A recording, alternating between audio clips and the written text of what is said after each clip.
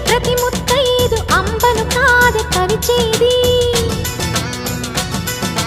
తన మదిలోని కలకలనన్ని అమ్మలకేగ తెలిపేది నెలతలే లేకుంటే